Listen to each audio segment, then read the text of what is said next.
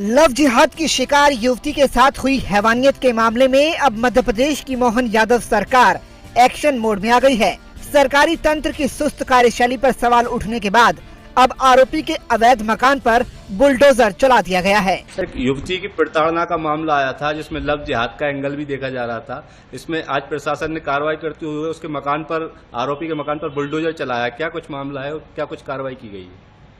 देखिए, गुना तहसील का मामला है जिसमें कुपरोदा खुर्द गांव है। वहां का अयान पठान नाम का एक युवक था जिसने एक युवती को बंधक बना के शारीरिक प्रताड़ना दी थी। उसके संबंध में पुलिस के द्वारा प्रत्यक्ष कार्रवाई की गई है। हमारे राजस्व विभाग द्वारा उसके जो अवैध रूप से निर्मित मकान था उसका सीमांकन किया गया था। पूरा उसका मकान शासकीय भूमि पर अतिक्रमण के रूप में पाया गया, तो उसको हमने 2 दिवस पहले नोटिस जारी करके जवाब मांगा था। उसके द्वारा उसकी तरफ से कोई जवाब पेश नहीं किया गया। साथ ही साथ जवाब न पेश करने की एवज में फिर हमने उसके मकान को ध्वस्त करने की कार्रवाई की गई है। तो आज सुबह नगर पालिका, पुलिस विभाग और प्रशासन के द्वारा ये कार्रवाई की गई है। सर, इसमें यह भी जानकारी आई है कि जो पीड़ित युवती थी उसकी आंख की रोशनी चली गई।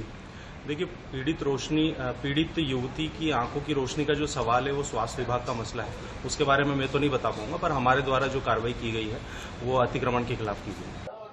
ये प्रशासन द्वारा अवैध रूप से जो कॉलोनी बनी थी उसका मकान बना था आरोपी अयान का, तो उसको आज प्रशासन की मदद से मकान उसका तोड़ा गया।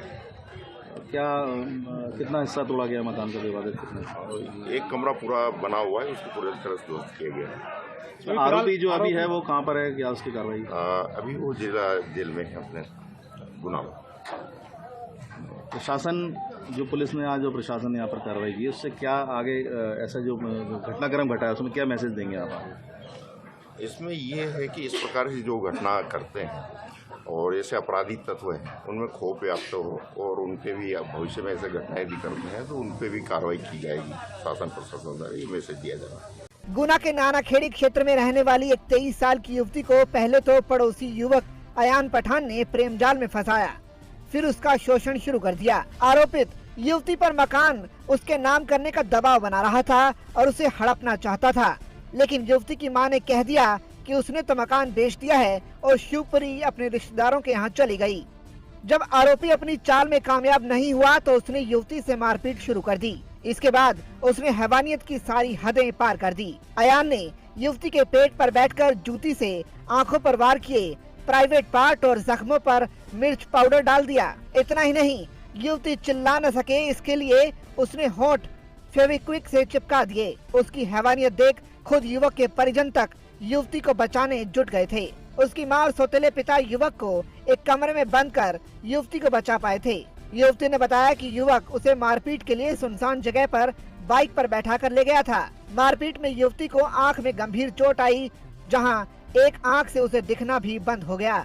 दूसरी ओर बेसहारा माँ बेटी को बिना पुलिस अभिरक्षा और किसी सरकारी अटेंडर के बिना ही ग्वालियर रेफर कर दिया गया, जबकि पुलिस व प्रशासन को मालूम था कि दोनों महिलाओं के घर में कोई पुरुष अटेंडर नहीं है।